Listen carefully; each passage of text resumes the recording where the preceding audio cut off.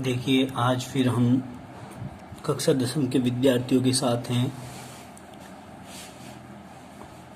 तो आर के इंस्टीट्यूट में आज हमारे द्वारा कक्षा 10वीं की पीडीएफ के पेज नंबर 15 के विस्थापन अभिक्रियाओं को आज हम पढ़ेंगे, जिनको हम डिस्प्लेसमेंट रिएक्शन बोलते हैं। Displacement reaction DISPLACEMENT displacement reaction मतलब क्या हुआ? विस्थापन होता है जिन अभिक्रियाओं में विस्थापन को दर्शाया जाता है। विस्थापन नाम से ही अपने आप को आइडेंटिफाई कर रहा है। क्या कहेंगे हम? ध्यानपूर्वक देखेंगे। में अभिक्रियाएं जिनमें किसी यौगिक के एक अणु या परमाणु के एक अणु या परमाणु के समूह या मूलक, समूह को मूलक भी बोल देते हैं, के स्थान पर अन्य परमाणु या समूह, ठीक है ना, के स्थान पर अन्य परमाणु या परमाणुओं का समूह जुड़ जाता है। प्रतिस्थापन अभिक्रियाएं या विस्थापन अभिक्रियाएं कहलाती हैं। ठीक उसी प्रकार से जैसे कोई व्यक्ति किसी घर के अंदर रहता है और कोई अन्य बाहर का व्यक्ति आए और उस घर के व्यक्ति को वहां से निकाल दे और खुद वहां पर सेटअप हो जाए, ठीक है ना, तो वहां उस स्थिति को हम कहते हैं कि विस्थापन हुआ है।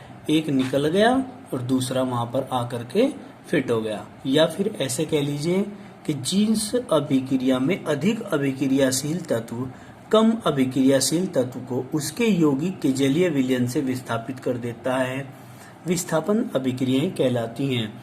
जिस प्रकार से कोई व्यक्ति मजबूत है और वो कमजोर व्यक्ति को वहां से दो धप मार के भगा देता है और खुद वहां पर अपना अधिकार जमा लेता है, तो इस प्रकार की अभिक्रिया को भी हम क्या कहेंगे?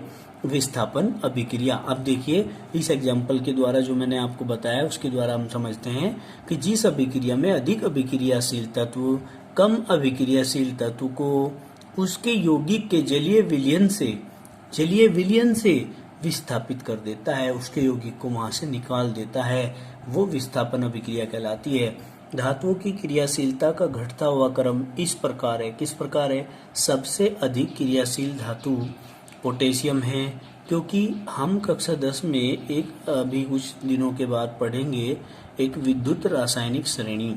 उस विद्युत रासायनिक श्रेणी में सबसे ऊपर जो स्थान आता है वो अभिक्रियाशील धातुओं का आता है, जो नीचे की ओर आता है वो कम अभिक्रियाशील धातु का आता है, जो उससे नीचे होता है वो उससे कम क्रियाशील होती है, जो उससे नीचे होता है वो उससे कम क्रियाशील होती है, और जो सबसे ही नीचे होता है वो सबसे कम क्रियाशील धातु होती है। तो हमने कहा पोटेशियम सबसे अधिक क्रियाशील है, उससे कम सोडियम है, उससे कम कैल्शियम है, उससे कम मैग्नीशियम है, उससे कम एल्यूमिनियम है, उससे कम जिंक है, उससे कम आयरन है, फिर हाइड्रोजन उससे कम, कॉपर उससे कम, सिल्वर सबसे कम, और फिर गोल्ड जो है वो सबसे ही कम होता है। मतलब कहने की बात ये हुई कि चांदी और सोना सबसे कम अभिक्रियाशील तत्वों में गिने जाते हैं।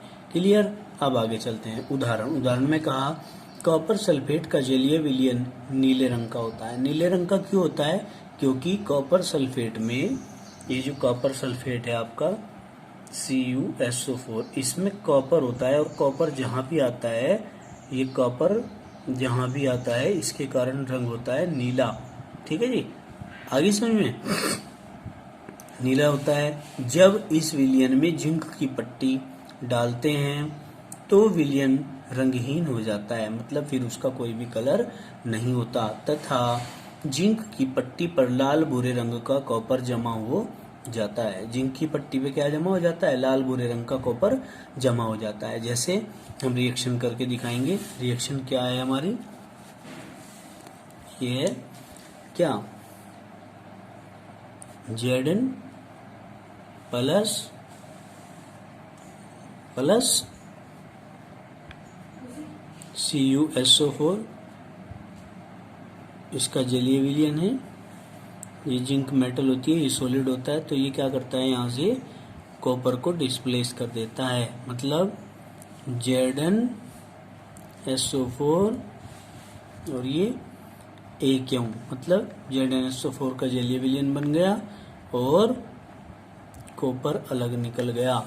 तो इस प्रकार की अभिक्रिया को, जिसमें Zn ने कॉपर को क्या कर दिया है, विस्थापित कर दिया है। देखिए अभिक्रिया में दिख रहा है क्या, Zn ने क्या किया, इस Zn ने इस कॉपर को यहाँ से निकाल के यहाँ फेंक दिया और Zn अपने आप यहाँ पर फिट हो गया। तो क्या हुआ, इस प्रकार की अभिक्रियाएं हैं विस्थापन अभिक्रियाएं। क्लियर, आगे चलते हैं। देखिए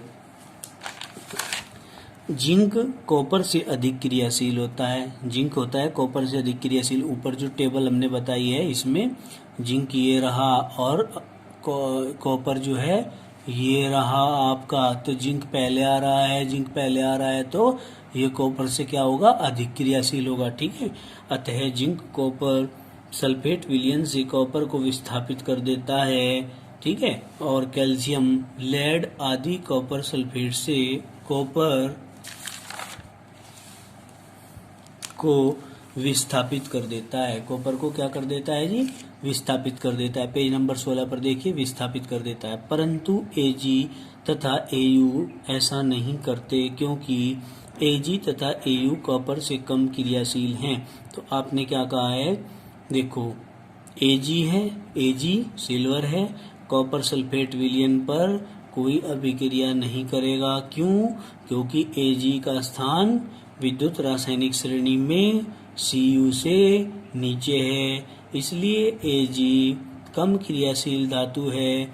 कम क्रियाशील धातु होने के कारण Ag कॉपर सल्फेट के विलयन से इस कॉपर को विस्थापित नहीं करेगा। इसका मतलब कोई अभिक्रिया नहीं होगी।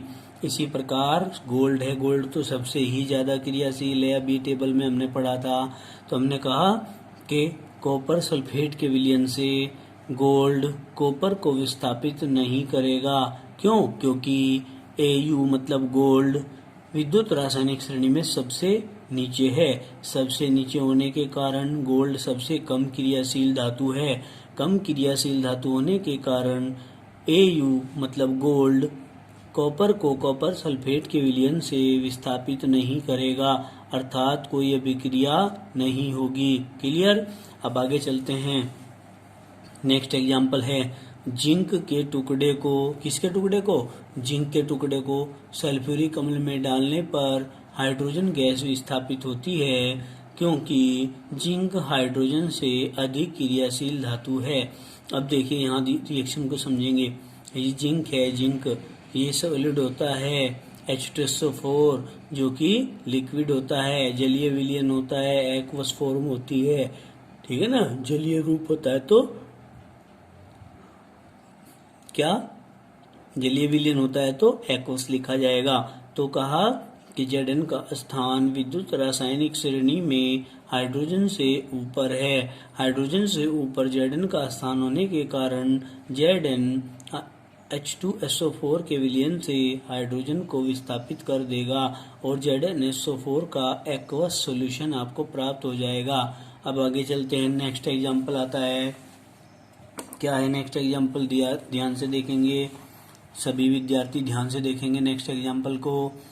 कि लोहे की कील को, ये मोस्ट इम्पोर्टेंट एग्जांपल होता है ये आपका, ये वाला, ये क्या कहा, लोहे की कील को कॉपर सल्फेट जो कि कॉपर की उपस्थिति के कारण नीला तोता का विलयन भी कहा जाता है, में डालने पर लोहा लोहा मतलब Fe कॉपर को विस्थापित कर देता है, क्योंकि Fe कॉपर से अधिक क्रियाशील है। Fe क्या है, कॉपर से अधिक क्रियाशील है।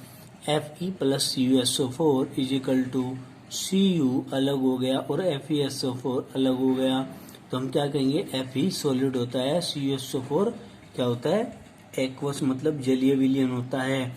तो Fe CuSO4 के विलयन से Cu को विस्थापित कर देता है। क्यों कर देता है, क्योंकि Fe का स्थान विद्युत रासायनिक श्रेणी मतलब ECS, मतलब ये होती है ECS, मतलब इसका मतलब होता है इलेक्ट्रो केमिकल सीरीज अर्थात विद्युत रासायनिक श्रेणी आप इसको बोलेंगे।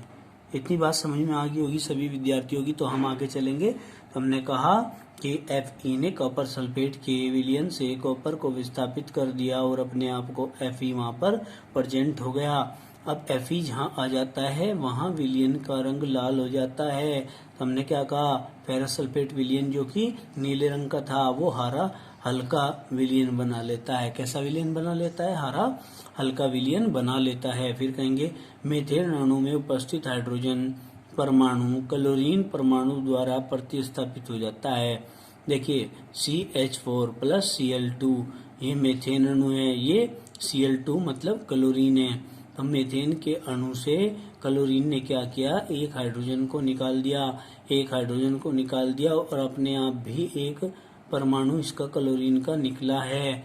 ठीक है ना, एक हाइड्रोजन का परमाणु फिर एक क्लोरीन का परमाणु दोनों मिलकर HCl का निर्माण करते हैं। यहाँ पर बचता क्या है CH3 और यहाँ पर क्या बचता है Cl। तो बनेगा क्या CH3Cl, जिसको हम नाम दे देते हैं मेथिल क्लोराइड। क्या? मेथिल क्लोराइड, ये नाम भी लिखा हुआ है यहाँ पर। आगे देखिए कॉपर क्लोराइड के जलीय विलयन में यानी कि CuCl2 के जलीय विलयन में लेड डालने पर लेड होता है क्या?